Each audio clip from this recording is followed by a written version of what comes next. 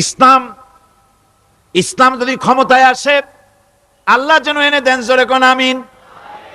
ইসলাম যদি ক্ষমতায় এসে যায়, রব্বুল আলামিন তাফসীরে মাহফিল কোরআন সামনে নিয়া আশা করে তোমার দরবারে দোয়া করি, এই বিশাল জনসমুদ্রের দোয়া কবুল করো মাবুদ গো, এই বাংলাদেশকে ইসলামের দেশ বানাইয়া দাও।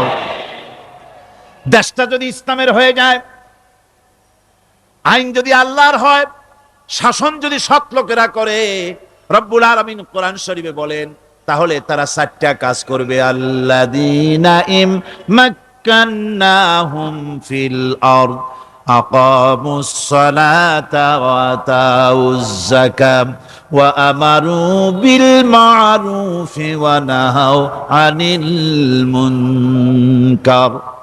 মুমিনেরা ক্ষমতায় এসে প্রথম যে কাজটা করবে, প্রথমে ক্ষমতা এসেই নামাজ বাধ্যতামূলক করবে। প্রথম কি? ওয়াজ নসিহতে অনুরোধ করা হবে না, বাবাজিরা আল্লাহর রাস্তায় নামাজটা পড়ে না।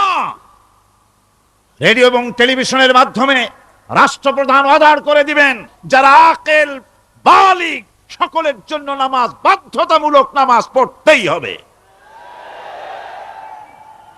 এটা অর্ডার।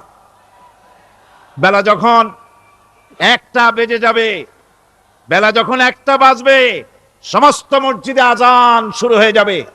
আজানের সাথে সাথে অফিস, আদালত, কল কারখানা, ক্ষেত খামার, শিক্ষাঙ্গন সব ডেডলক হয়ে যাবে। আধা ঘন্টার জন্য বন্ধ হয়ে যাবে।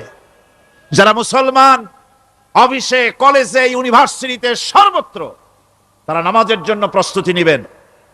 আধা ঘন্টার ভিতরে নামাজ আর খানা সেরে আবার কলেজ চলবে, বিশ্ববিদ্যালয় চলবে, কল চলবে, কারখানা চলবে, ক্যান্টনমেন্ট চলবে, সেক্রেটারিয়েট চলবে, সব আপন গতিতে চলতে থাকবে। আল্লাহর রহমত, বরকত আকাশ ফেরে নাজিল হয়ে যাবে। আর এই অর্ডার যে দেওয়া হবে, নামাজ পড়বেন সেখানে।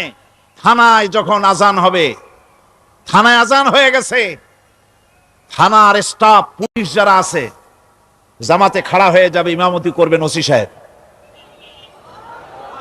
এসপির অফিসে এসপি সাহেব ইমামতি করবেন, ডিসি সাহেব তার অফিসে ইমামতি করবেন, মন্ত্রী সেক্রেটারিয়েট ইমামতি করবেন, প্রেসিডেন্ট বঙ্গভবন ইমামতি করবেন, বিশ্ববিদ্যালয়ের ভাইস চ্যান্সেলরের ইমামতিতে সে জায়গার মুসলমান ছাত্র ছাত্রী, শিক্ষক শিক্ষয়িত্রী এক জামাতে নামাজ আদায় করবে।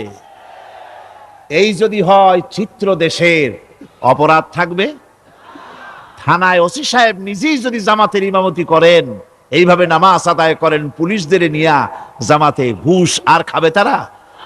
এসপি সাহেবের অফিসে, ডিসি সাহেবের অফিসে মন্ত্রীরা যদি ভাবে নামাজ কায়েম করে, তাহলে কি অন্যায় অপরাধ কিছু থাকবে সমাজে? থাকবে না। সুতরাং নামাজ বাধ্যতামূলক।